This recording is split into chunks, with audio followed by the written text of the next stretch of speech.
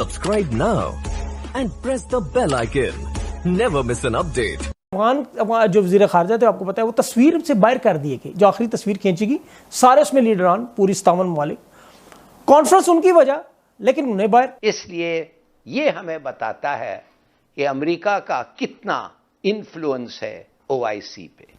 OIC इस्लामी ममालिक की तंजीम में 5 इस्लामी ममालिक जो हैं उन्होंने बगावत कर दी है और ये ऐलान कर दिया है कि हम मोदी के साथ हैं। ओआईसी की कॉन्फ्रेंस में बड़े फैसले हुए इसमें, लेकिन एक फैसला या एक खबर जो कि अफगान फॉरेन मिनिस्टर को तस्वीर से क्यों निकाला गया वो तस्वीर में नजर नहीं आए।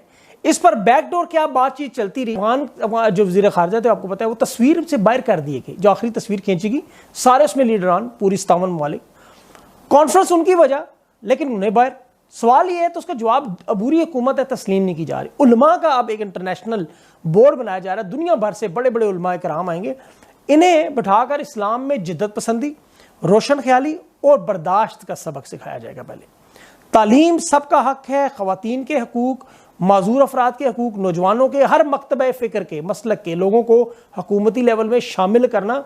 अगर आप ये सब कुछ कर सकेंगे आपको इमदाद भी मिलेगी, आपको तस्लीम करने पर भी गौर करेंगे, आपको इलेक्शन और जमहूरियत और ये सारा जो मामलात जिस तरह चलते हैं वो चलेंगे। बहुत बड़ा मुतालबा था और मुझे जो पता चला है कि इस पर फिर इख्तलाफ हो गया था कि कॉन्फ्रेंस हमारे नाम पे है। हम जो रोशन ख्याली ये कहते हैं जी, उन्होंने कहा कि सऊदी अरब में आपको रोशन ख्याली नज़र आई है, उससे जो लोग मुत्तफिक नहीं है वो चाहते हैं कि अपने तरीके से चलें। लेकिन आप देखें कि जो इनके हालात हैं अगस्त से लेकर अब तक 23 मिलियन लोग इस वक्त ग़ज़ाई किल्लत का, मेल न्यूट्रिशन का शिकार है। उन्हें खुराक अद्वियात का मसला इंतहाई संगीन है। फिल्में देखें BBC की, CNN की, उस पर बन चुकी हैं।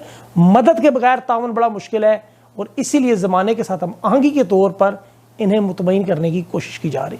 उनकी भी यकीन करें बस हो गई। मैं आपको सच बता रहा हूँ, तस्वीर में आने से उनकी तरफ से इनकार हो गया था।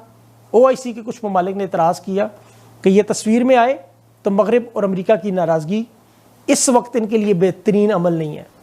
गौर फिक्र हुआ और फिर उन्होंने कहा कि आप तस्वीर में मत आएँ।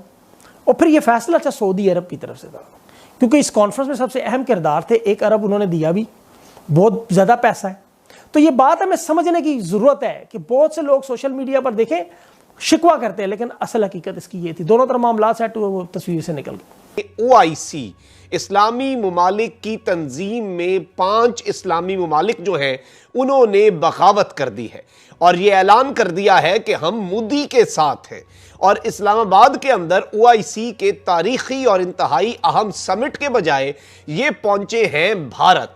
और भारत में ये क्या कर रहे हैं, ये कौन कौन से इंतहाई अहम तरीन ममालिक हैं और ये मामला आखिर किस जानिब को जा रहा है और भारत ने आखिर ये सब कुछ क्यों किया।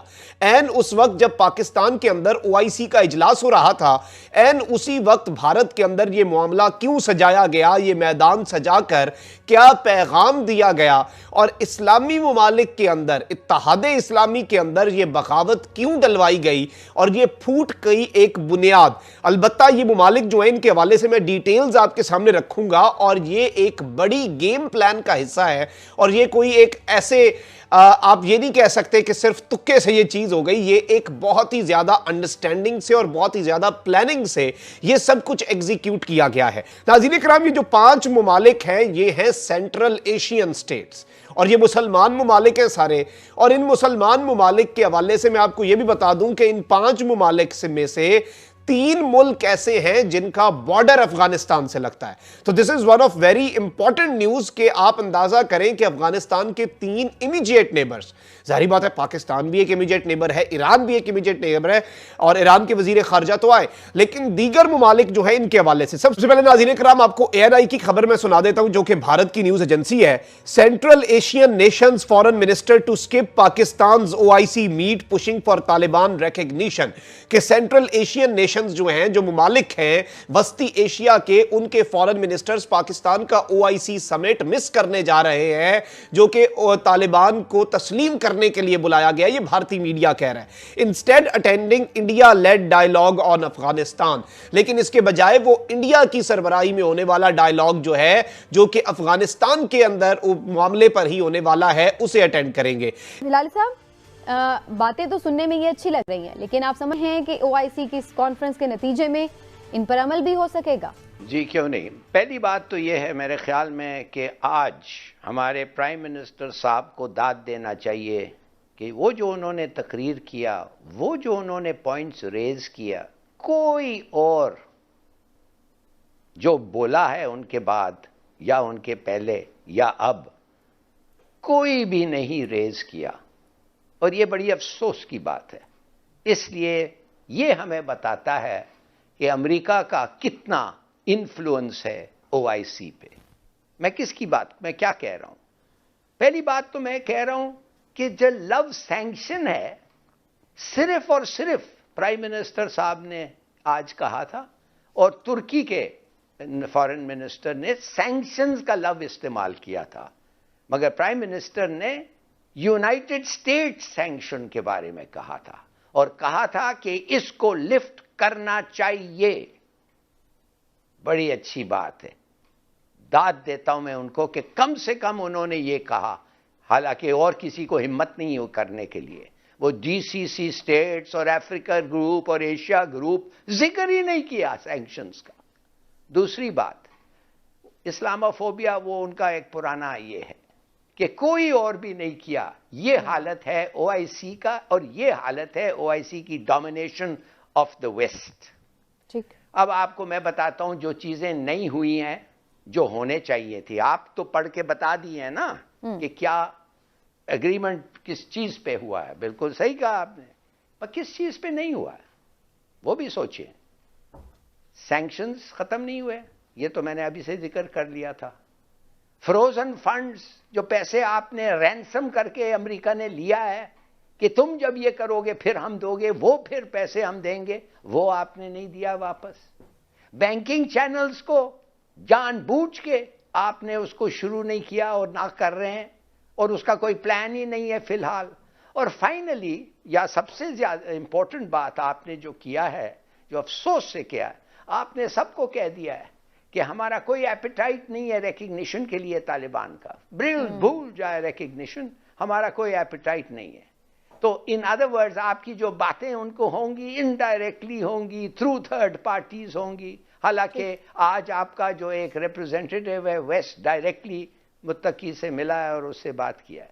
देखिए, ये जो अप्रोच है ना अमेरिका का, आई एम सॉरी, ये नहीं होगा। ये टाइम नहीं है। 97%, 100% समझिए भूख है, भूख, हंगर, 100% हंगर है।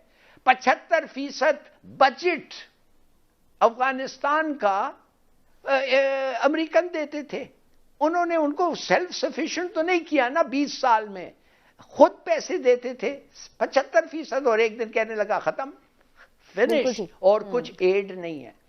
तो मैं आपको सिर्फ बिल्कुल लावारिस छोड़ दिया उन्हें। ये बड़ी अफसोस की बात। और पाकिस्तान ने ये बड़ा अच्छा इनिशिएटिव इस बात से लिया, और कंटिन्यूसली प्राइम मिनिस्टर साहब इस पे जोर दे रहे हैं कि इंसानी अलमिया जन्म, ये इंसानी हमदर्दी पर और अफगान अवाम के लिए स्पेशली पाकिस्तान एफर्ट्स कर रहा है, ना कि हम कोई पर्टिकुलरली किसी को सपोर्ट करने के लिए। क्या जो मुस्लिम उम्मा है वो अमेरिका की आशीर्वाद के बगैर, उसकी हिमायत के बगैर अफगानिस्तान की मदद कर सकेगी? जैसे कि खुद हिलाली साहब ने अभी कहा कि वो तो बात नहीं कर सक रहे, तो मदद कैसे करेंगे? देखिए, बड़ा मुश्किल है, लेकिन मैं समझता हूँ कि इन्हें कभी ना कभी ये कदम उठाना पड़ेगा, और ये जितनी जल्दी कदम उठा लें उतना ही पूरी उम्मा के लिए बेहतर है।